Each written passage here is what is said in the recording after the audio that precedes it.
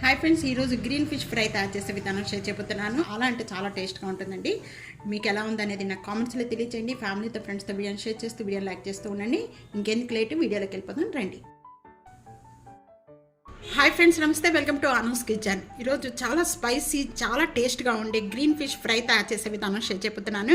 ఈ సాల్ట్ వాటర్తో 4 times వరకు కూడా బాగా క్లీన్ చేసి పెట్టుకున్నవి. ఇక్కడ మసాలా తయారు చేసుకోవడానికి నేను ఇక్కడ మిక్సీ జార్లో ఒక పచ్చిమిర్చి ఈ విధంగా మధ్యలో ఈ విధంగా కట్ చేసేసి వేస్తున్నాను. 1 tablespoon లెమన్ జ్యూస్, ఒక గుప్పుడు కొత్తిమీర ఈ విధంగా మధ్యలో కట్ చేసేసి దీంట్లో వేస్తున్నానండి.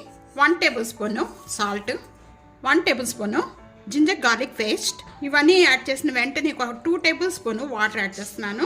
యాడ్ చేసేసి ఇది మెత్తగా పేస్ట్ చేసుకోవాలి. ఇక్కడ మనం ముందుగా క్లీన్ చేసుకున్న ఈ ఫిష్లో అంతా కూడా గ్రీన్ మసాలా అంతా కూడా దీంట్లో యాడ్ చేసేస్తున్నాను. బాగా పట్టించాలి.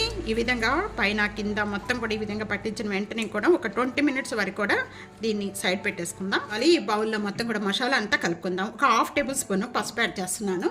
ఒక 2 tablespoon red chilli powder add చేస్తున్నాను.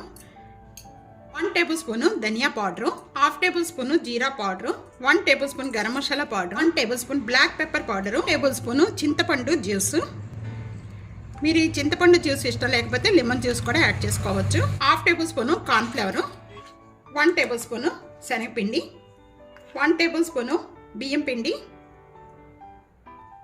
ఇక్కడ ఈ మసాలాలన్నీ కూడా బాగా కలిపేసుకుందాము. ముక్కలు ఎన్ని ఉన్నాయో దాన్ని బట్టి చూసుకొని ఈ మసాలా అంతా కూడా కలుపుకోవాలండి. వాటర్ యాడ్ చేయకుండా ఇదంతా కూడా బాగా కలిపేసుకోవాలి.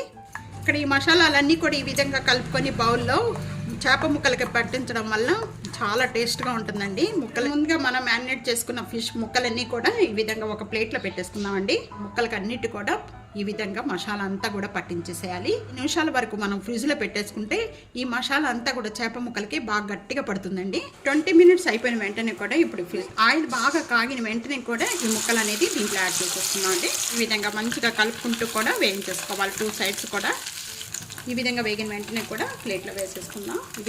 ఈ విధంగా మిగతా పీసెస్ అన్నీ కూడా ఈ విధంగా ఫ్రై చేసేసుకుందాం. గ్రీన్ ఫిష్ ఫ్రై రెడీ అయిపోయింది. ఈ విధంగా తప్పకుండా ట్రై చేయండి. చాలా అంటే చాలా టేస్ట్గా ఉంటుంది.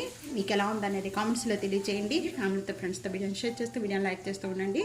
Thank you for watching. Next వీడియోలో మళ్ళీ కలుద్దాం. అంతవరకు సెలవు. బాయ్.